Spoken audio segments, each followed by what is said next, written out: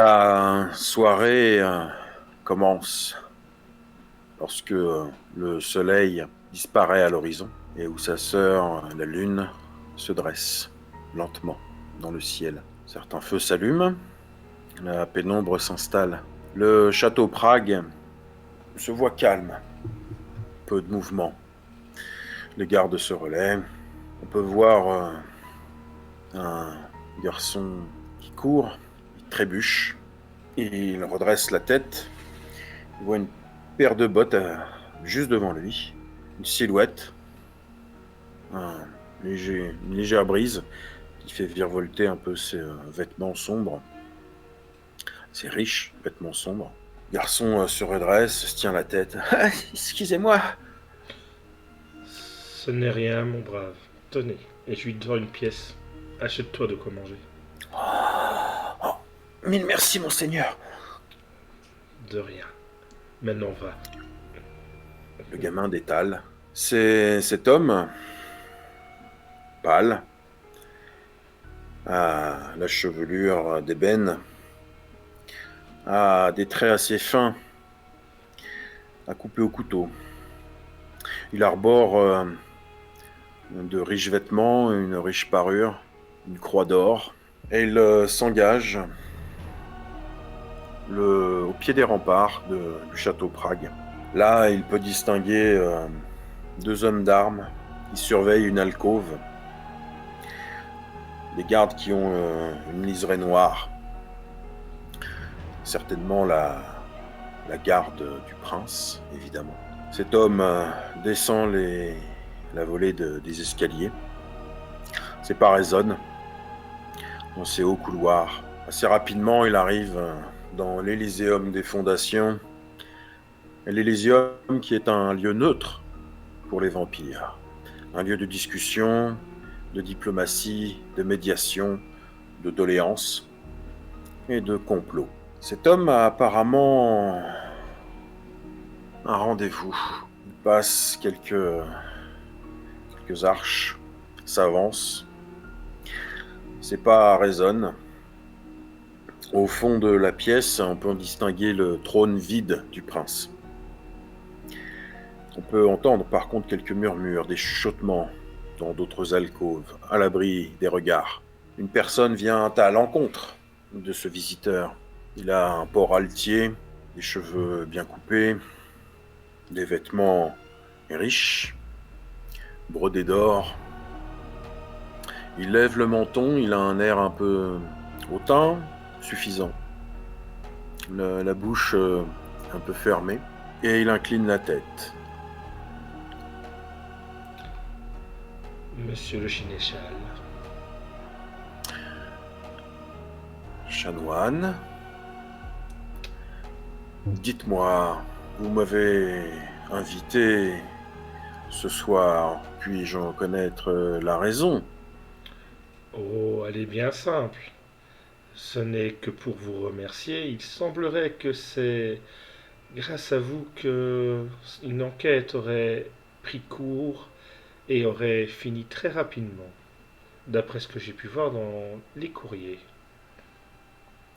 Oh, vous savez, la guilde des commerçants est assez tatillonne sur les actes de propriété, et ils étaient très soucieux de savoir qui allait reprendre cet établissement, assez raffiné et délicat à ce que l'on dit. Et je me suis fait fort de les rassurer, bien évidemment, connaissant vos goûts. Vous avez fort bien agi, mon ami. Que disait-il d'autre à mon sujet? Sont-ils inquiets à quel sujet exactement? Oh, les préoccupations de mortels, essentiellement, hmm, comme ces vieillards sont assez conservateurs et voient d'assez mauvais œil le fait qu'un étranger anglais de surcroît s'accapare un aussi noble établissement.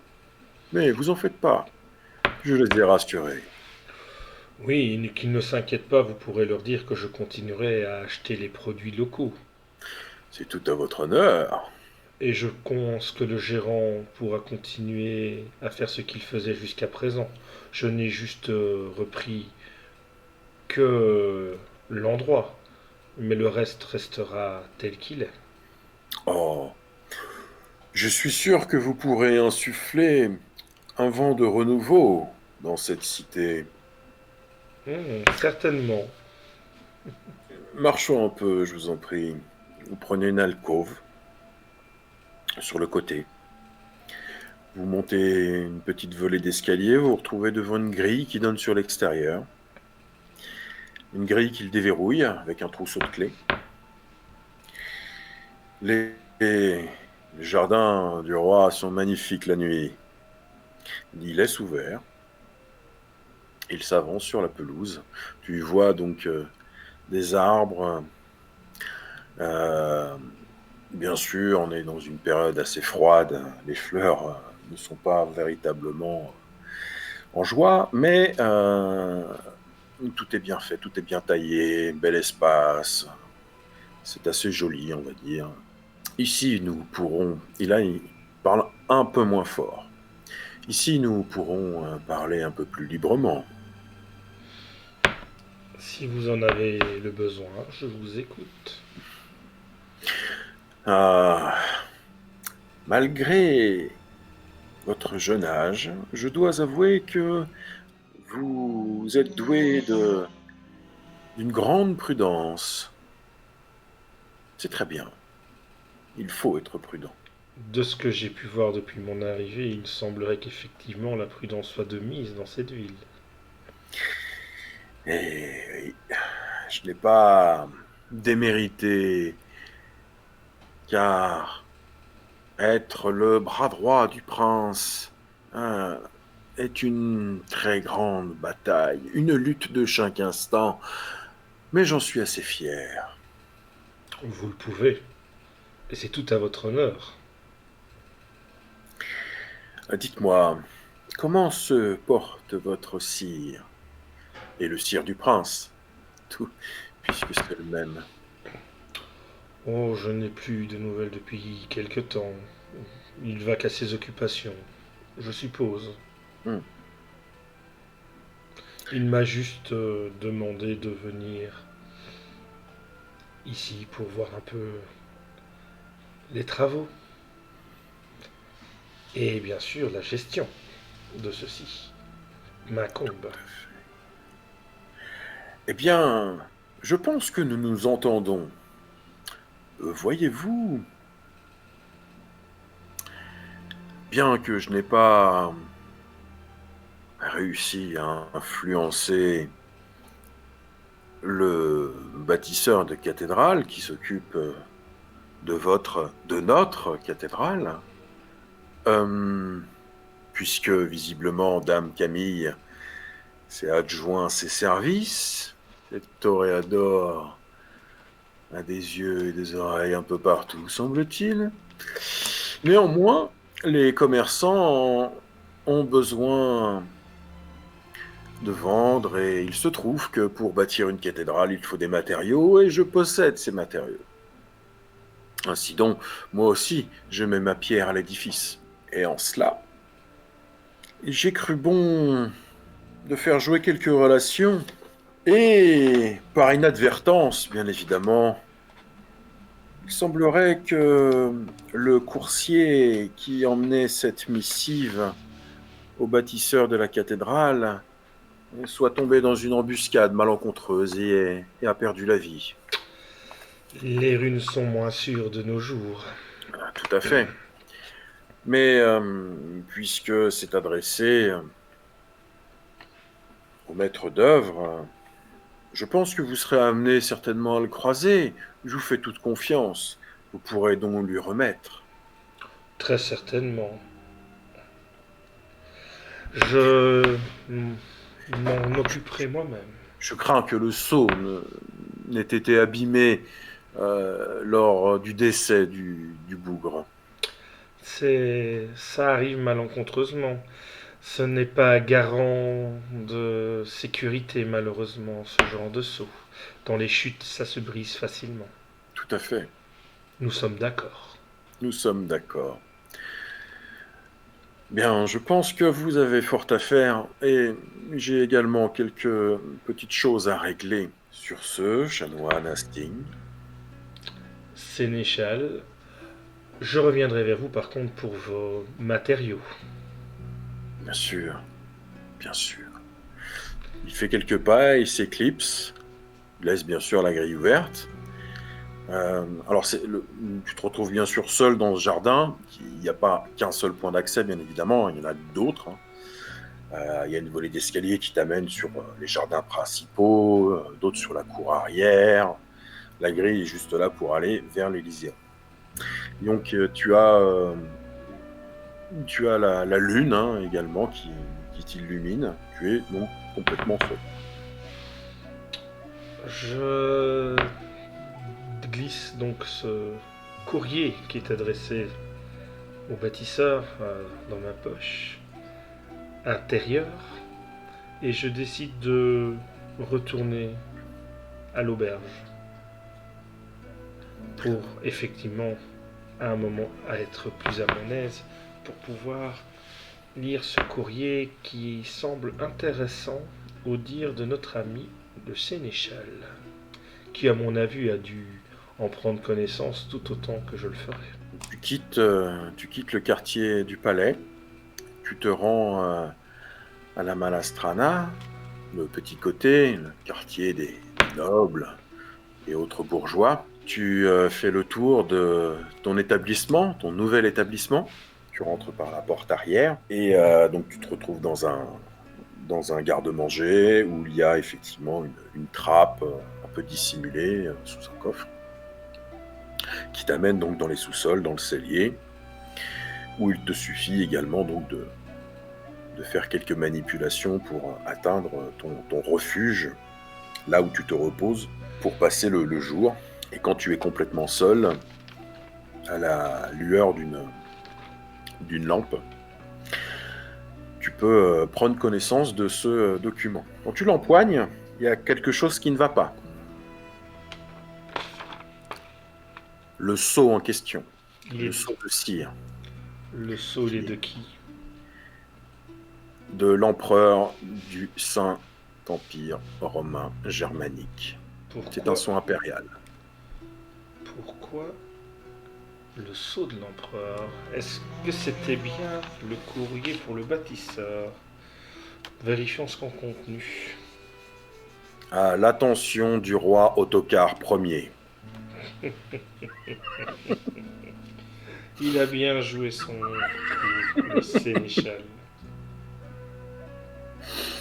En substance, l'empereur prévient le roi Ottokar Ier, roi de Bohême, qui siège donc à Prague, qu'un ambassadeur donc du Saint-Empire romain germanique va dans les prochains jours venir à Prague. Il compte bien sûr sur le roi pour escorter cet ambassadeur, assurer sa sécurité. Sa mission étant d'observer et de faire un point sur la construction de la cathédrale, la nouvelle cathédrale. Il y a un nom pour cet ambassadeur? Tout à fait. Rubeus van Kampf. Rubeus van Kampf. Intéressant. Mais donc évidemment, ce n'était pas du tout adressé au bâtisseur de cathédrale. Voilà, tu peux prendre ces informations comme tu veux. oui. Par contre, ce que je vais faire, c'est une fois que j'ai lu et pris connaissance de ces informations, donc l'ambassadeur, est-ce qu'il y a un lieu de rendez-vous, un jour auquel il est censé arriver exact et par où il arrive? La route, c'est celle qui mène bien sûr au Saint-Empire. Il y a quelques routes possibles, bien sûr. Il y a la route royale et puis il y a les autres, hein. Mhm. Maintenant, c'est ce dont approximativement, ouais, il y a un battement de 15 jours, quoi, facile, quoi. Ça dépend des intempéries, du Mhm. trajet, tout ça. Et il doit se rendre, bien sûr, au palais. D'accord. Bah, une fois que j'ai pris connaissance du courrier, celui-ci va mystérieusement disparaître dans les flammes. Tu le brûles toi-même? Non, je demande à Magoul de le brûler. D'accord. Hans.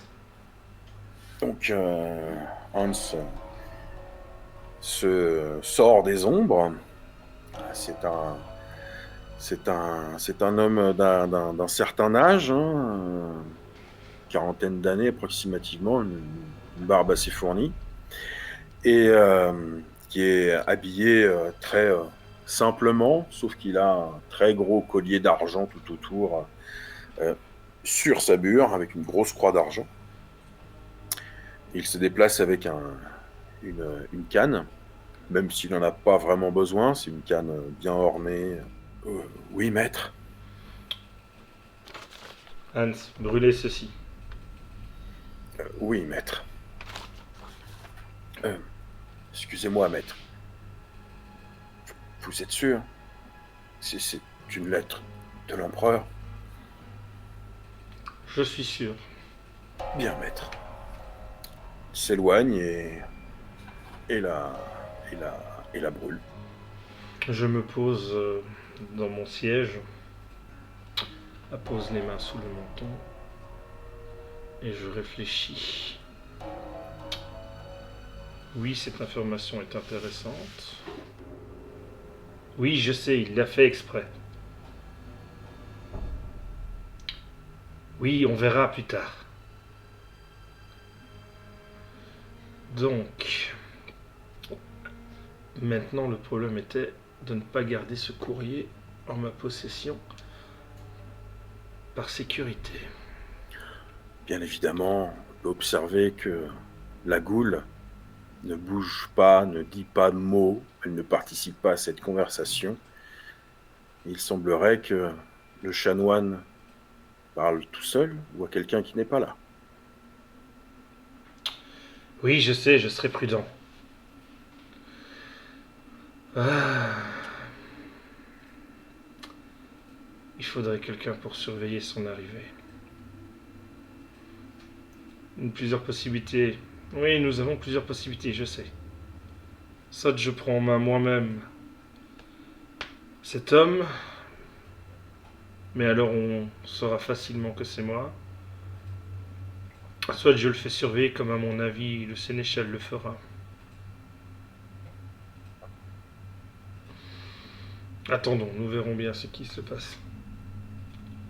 Oui, tu sais bien, la patience est mère de sûreté. Je propose d'aller faire un peu les tours des boutiques pour voir si on peut un peu embellir cet endroit. Et y mettre une touche peut-être un peu plus exotique. Enfin, exotique pour eux. Tu entends ta goule en train de sortir un, un crayon de bois en graphite. Il ouvre un petit calepin. En fait, c'est pas vraiment un calepin, c'est un parchemin plié, replié et replié. Oui, monseigneur, je vous écoute. Il faudrait peut-être des draperies un peu nouvelles et peut-être un peu plus colorées Très bien. que les tons qu'ils ont pour le moment.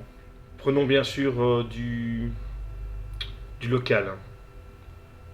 Du local peut-être un peu huppé pour la décoration, mais du local. J'ai, je ne tiens pas à m'attirer les foudres de la guilde pour le moment. Ils ont déjà dû le faire de manière indirecte en acceptant que je reprenne cette auberge. Nous n'allons pas commencer à importer ou faire venir des produits d'Angleterre. En tout cas, pas pour le moment. Hmm. Il faudra faire aussi le tour des marchands pour ce qui est de la tenue de l'auberge, des plats, des boissons. Essayons d'avoir une variété assez large. Gardons beaucoup de plats traditionnels, mais proposons quand même quelques plats de chez nous. Hmm. Enfin, de chez moi plutôt. Bien, maître. Oui, je sais, le thé aussi. J'allais lui en parler. Donc, aussi un petit du thé à proposer à nos invités. Mais faisons-le plutôt en cadeau. Une tasse de thé offerte pour un repas. Le temps qu'ils s'habituent au goût. Je ne pense pas qu'il ce soit dans leur coutume. Bien, maître. Et les draps, essayons que ce soit les plus jolis et les plus doux qu'ils soient dans la région. Pour le reste, faisons confiance au gérant. Il en sera fait selon vos désirs, maître. Merci Hans, tu peux y aller. Il s'éclipse. Il faudrait aussi que je rencontre la personne qui accueille les nouveaux. Il pourrait peut-être me donner d'autres informations sur la ville. Il serait de bon ton qu'un jour je prenne rendez-vous avec lui. En attendant, que faire? J'ai eu ce courrier. Il l'a bien joué, je trouve. Je l'ai pas vu venir. Par contre, ce qui m'inquiète, c'est...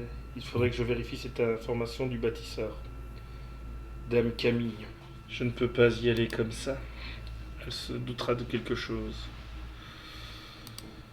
Comment faire pour pouvoir avoir des informations?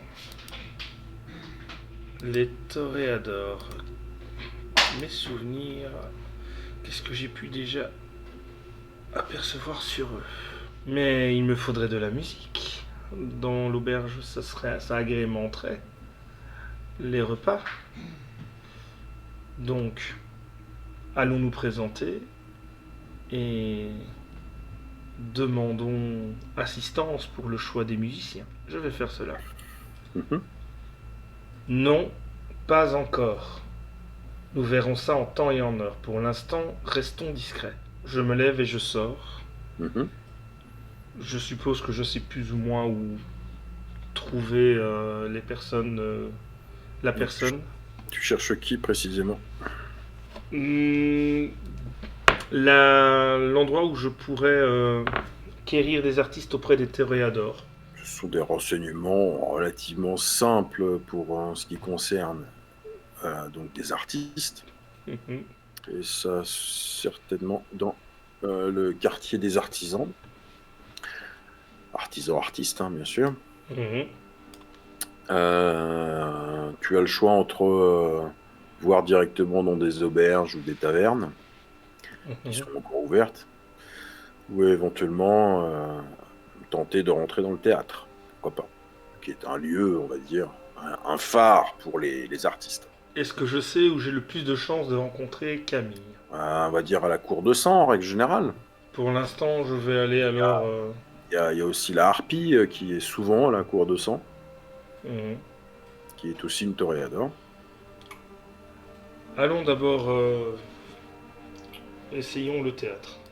Allons un petit peu nous affronter à des personnes qui sont censées être du même gabarit que moi. Tu traverses le pont Judith.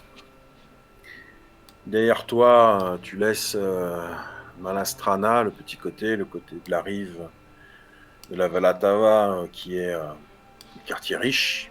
Et tu t'engages donc sur le pont qui relie la vieille ville à la haute ville. Mhm. L'entrée du pont et les deux entrées du pont en fait sont gardées bien sûr par des chevaliers de Saint-Jean, mais tu as droit de passage bien évidemment, dû à ton rang. À chaque fois que tu traverses ce pont, tu as cette sensation désagréable d'être observé alors qu'il n'y a personne. C'est très frustrant. Tu traverses donc ce pont, tu t'engages donc dans le quartier des artisans, et assez rapidement, tu trouves la grande façade du théâtre, qui est bien sûr porte close.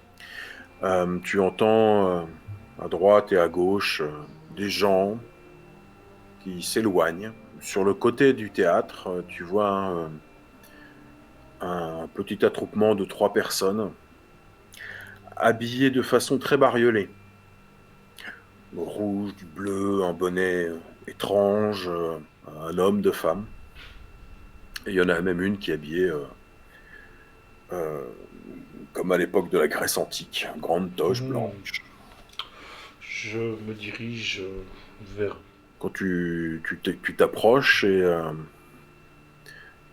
ces personnes-là s'arrêtent de parler et te regardent un peu étonnés, mais en arborant quand même un sourire apparemment poli. Et donc la dame qui est habillée en grec, elle a un nez un peu fort, une belle coiffe. Elle a l'air de posséder l'espace autour d'elle. Elle a le front haut et elle écarte bien les épaules et s'exprime comme une actrice de théâtre grecque. Eh bien, le bonsoir, amis voyageurs de la nuit. Bien le bonsoir, gente dame. Êtes-vous un secret admirateur? Je pourrais le devenir, mais je viens d'arriver il y a peu dans la ville. Oh, voyez-vous cela? J'ai eu une lubie parce que j'ai acheté il y a peu une auberge de l'autre côté de la rive. Et il m'a pris d'avoir envie d'artiste pour agrémenter le quotidien de cette auberge que j'ai achetée. À l'évocation du quartier noble, l'homme et la jeune femme qui participent pas à la conversation, qui sont un peu plus jeunes que la dame qui parle, euh, sont tout excités, se regardent, sourient, ils ont l'air très contents. Euh, jeunes oisillons, allez-y, rentrez, le soleil est couché, rentrez chez vous et étudiez bien le texte que je vous ai remis. Et on ne se trompe pas sur le pas de danse. Je pense, monseigneur, que vous avez frappé à la bonne porte. Voudriez-vous entrer par cette entrée des artistes? Ceci serait fort intéressant, effectivement. Mais je n'ai malheureusement pas beaucoup de temps devant moi. Euh... Auriez-vous une adresse autre? Ou pensez-vous pouvoir chanter et danser, faire de la musique? Ah, vous savez, mon bon seigneur, je suis la propriétaire de ce théâtre. J'ai à mon service bardes, ménestrels, chanteurs, danseurs, danseuses, jongleurs, si vous le désirez. Et par contre, je vous fais mes mille excuses, j'ai oublié de me présenter. Hastings. Théophilus Hastings. Oui, le chanoine venu d'Angleterre, il me semble. C'est bien cela. À qui ai-je l'honneur? Oh, vous savez, je ne suis qu'une modeste artiste, Angela Birko. Mais je vous rassure et je vous assure, vous seriez très, très bien à l'intérieur, à l'abri du froid. Tu vois qu'elle n'est pas très pâle, du moins elle a un maquillage de poudre. Mhm. Au niveau de ses mains, elle est pas maquillée, donc elle a la peau rose, enfin blanche quoi, mais et elle respire. Elle a de la condensation quand elle parle. Oui, donc c'est une humaine, quoi. Ou d'apparence humaine. Est-ce qu'il y a un moyen de sentir cela pour nous, les vampires? Oui, Est-ce que je l'ai pour l'utiliser? non. Ah. Alors tu peux vérifier sa température corporelle comme tu veux. Cette phrase est très bizarre. Je tends ma main vers la sienne. J'essaye de l'attraper pour faire un baise-main à l'ancienne. Donc de ta main gantée, tu la saisis, se laisse faire, charmer bien évidemment. Tu portes à tes lèvres sa peau qui est chaude. Oh, Je- vous êtes charmant. En compagnie d'une gente demoiselle, toujours. Je suis peut-être chanoine, mais je n'ai pas fait vœu de chasteté. Elle se met à rougir. Après vous. Donc elle ouvre la lourde porte et à l'intérieur, donc c'est les coulisses d'un théâtre. Tu vois rapidement des costumes à droite, à gauche. Tu peux remarquer qu'en refermant derrière toi, il y a une lourde barre en bois qui se referme quand on ferme la porte. Tu vois des chandelles un peu au loin et elle fait quelques pas. Elle monte trois petites marches. Tu comprends que c'est l'estrade en fin de compte, mais de l'autre côté. Elle rougit, elle s'avance, elle se met en plein milieu. Elle se retourne vers toi. Elle te fait bienvenue, bienvenue. Merci de cet accueil si chaleureux. Mais j'avoue que je suis plutôt venu pour affaires cette fois-ci. Mais j'aurais bien envie de revenir pour voir de mes propres yeux vos prouesses sur scène. Ah, vous savez, mes prouesses sur scène, elles ne sont plus comme celles d'antan. Je ne suis plus aussi jeune. Vous paraissez pourtant toujours aussi jeune. Et n'oubliez pas qu'il y a aussi l'expérience qui aide. Elle se met à rougir encore de plus belle.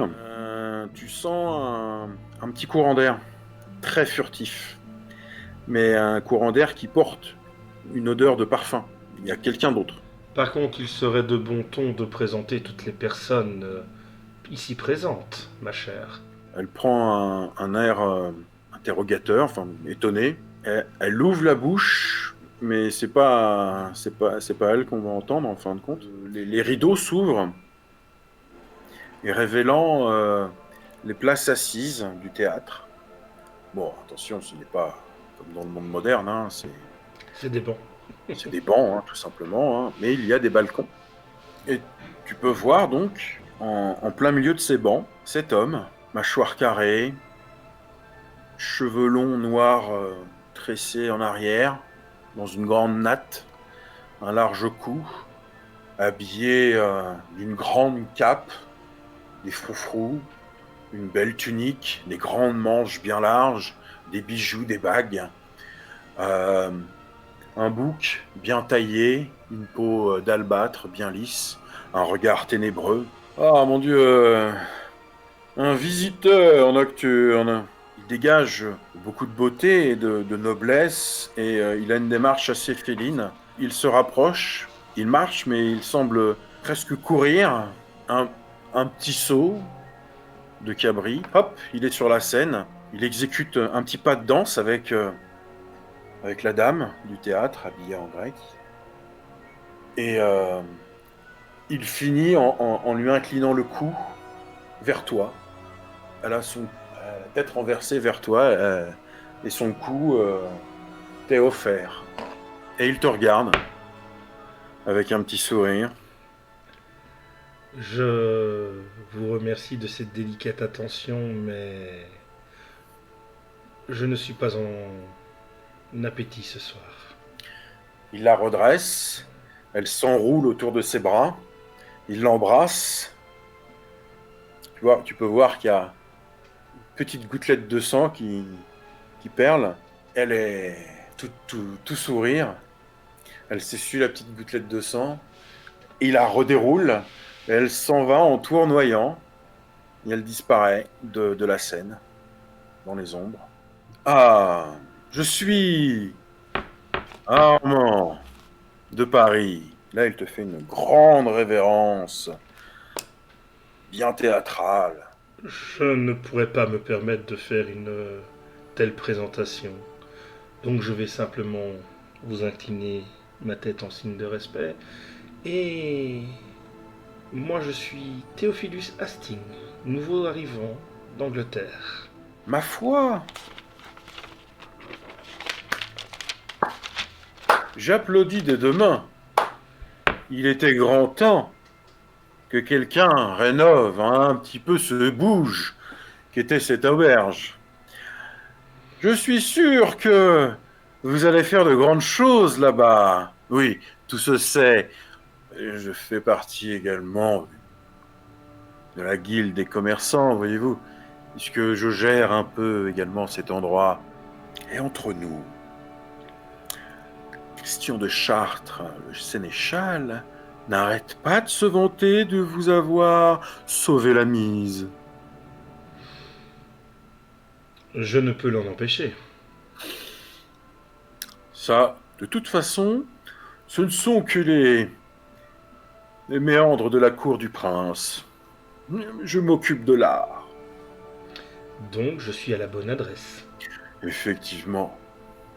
Puisque, comme je l'ai dit à votre chère Oui, je vous ai entendu. représentatrice, voilà, Tout à fait.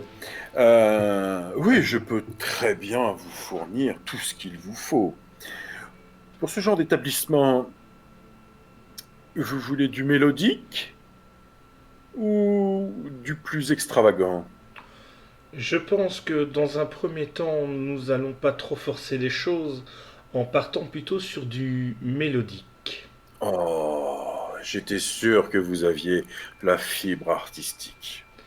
Comme ça, en même temps, vous pourrez venir, vos artistes pourront se présenter dans l'auberge et avoir un pied de l'autre côté. Ce qui est intéressant aussi pour pouvoir, si vous le souhaitez, ramener un peu de public supplémentaire dans votre théâtre. Si il en est encore besoin. Oh, vous me comblez.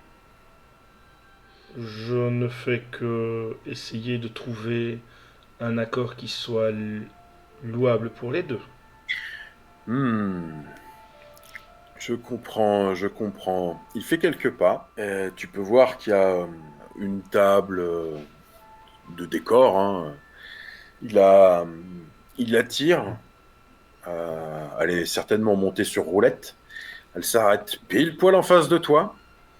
Il prend deux chaises qu'il porte délicatement, les positionne, et lui s'assoit de façon grandiloquente sur le côté. Je vous en prie. Merci. Je m'assieds de manière tout à fait, moi, simple.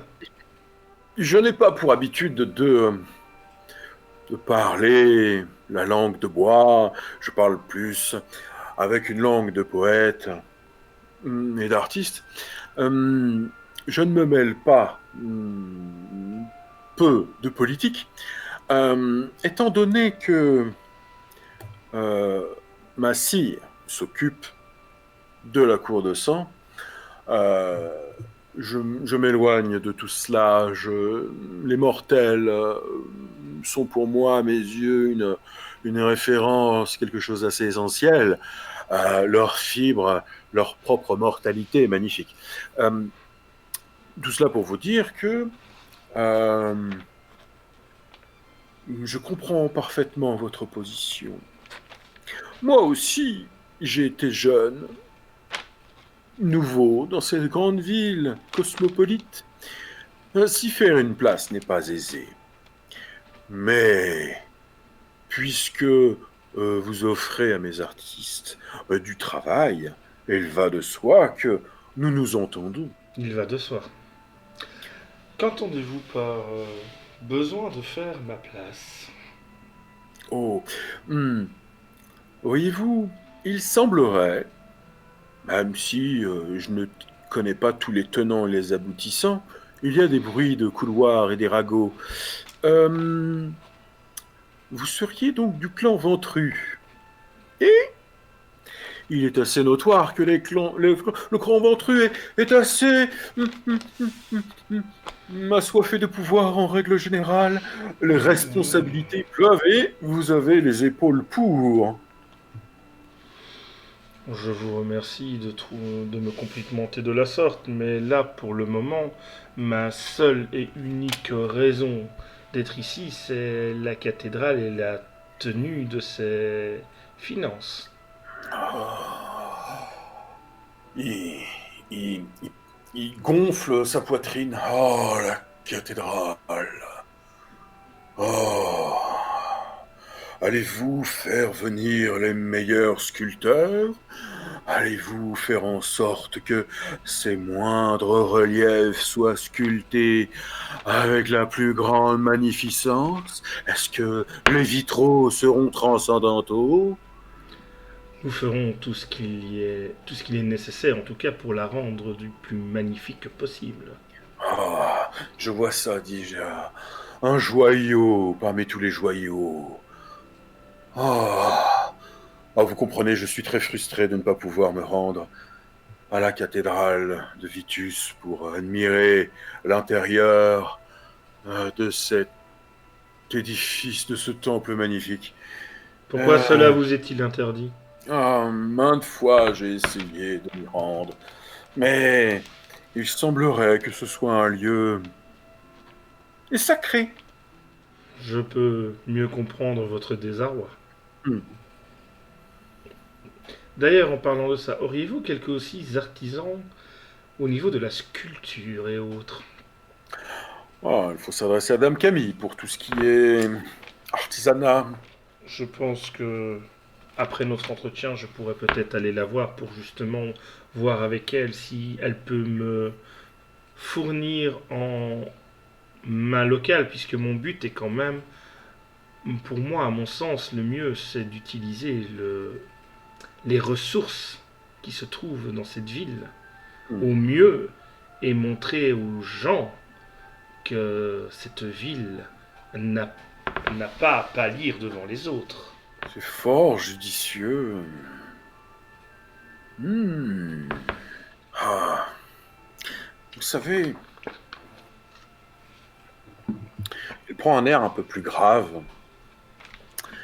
Je suis, je suis le petit dernier du clan Toréador.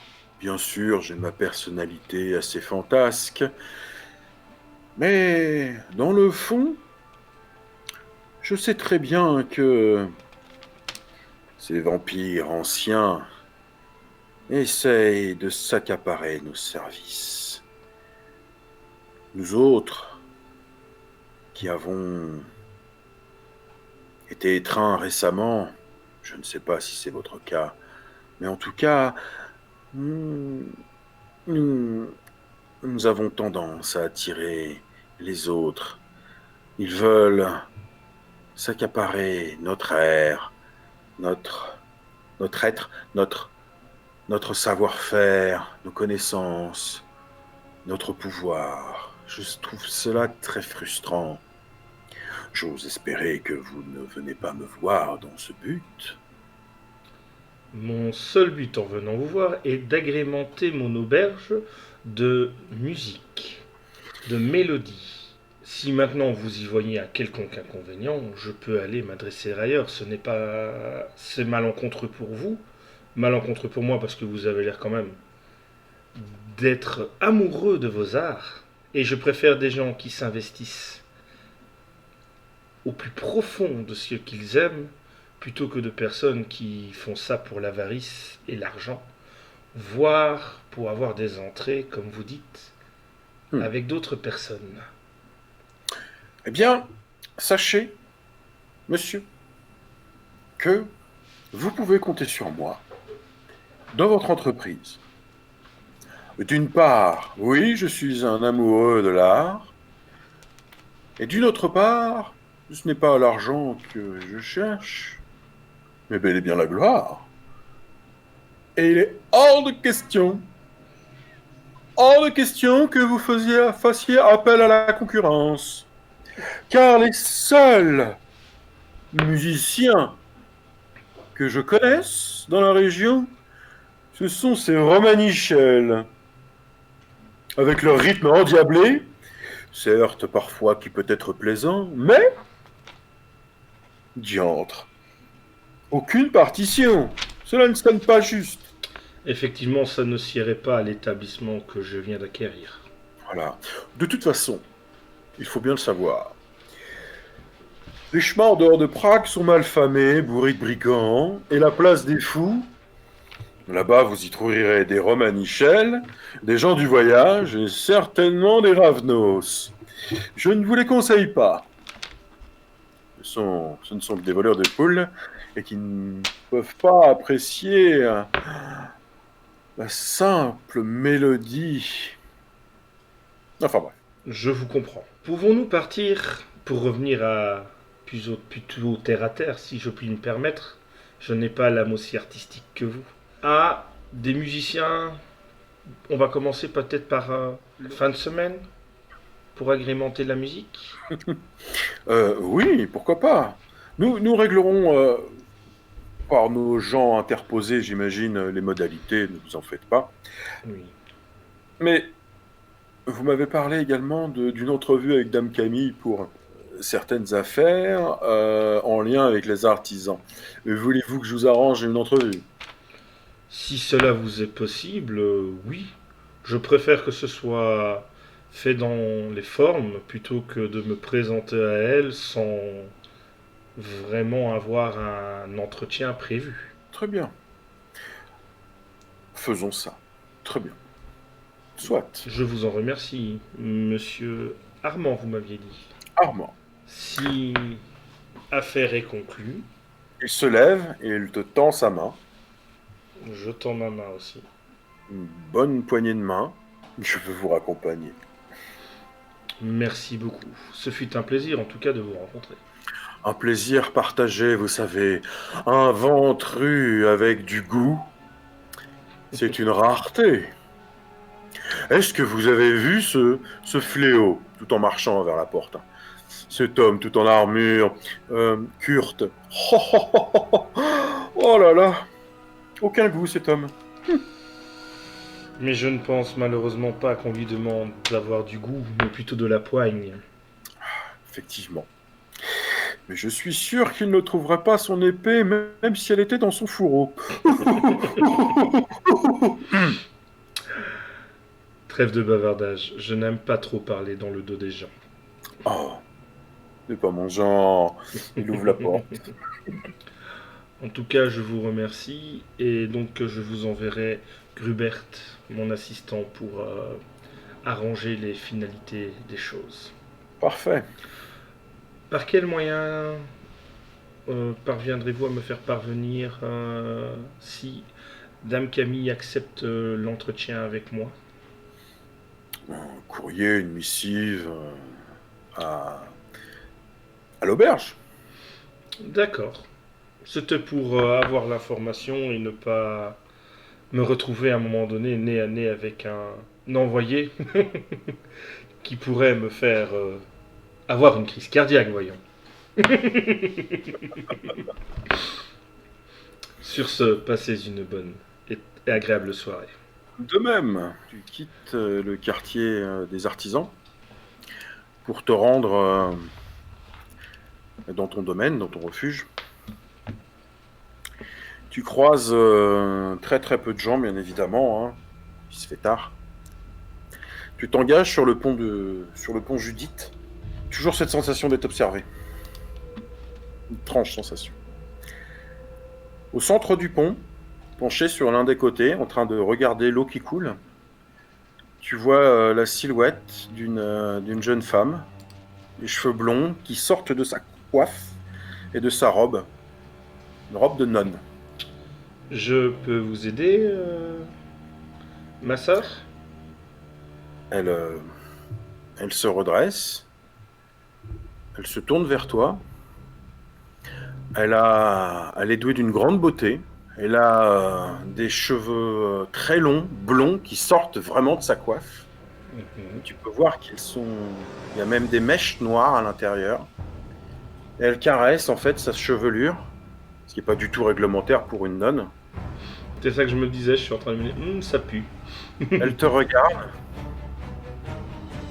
Elle a un regard profond, très profond. Mhm. Elle a de la condensation qui sort de sa bouche et de son nez. Elle te sourit. Et dans un clignement d'œil que tu as, elle disparaît. Tout ce qui te reste, c'est cette sensation d'être observé. Une sensation désagréable, glaciale. C'est la première fois que quelqu'un disparaît de tes yeux, à ton regard, aussi rapidement, aussi vite, de façon aussi furtive. Tu ne te sens pas vraiment en sécurité. Sur ce que la partie se termine.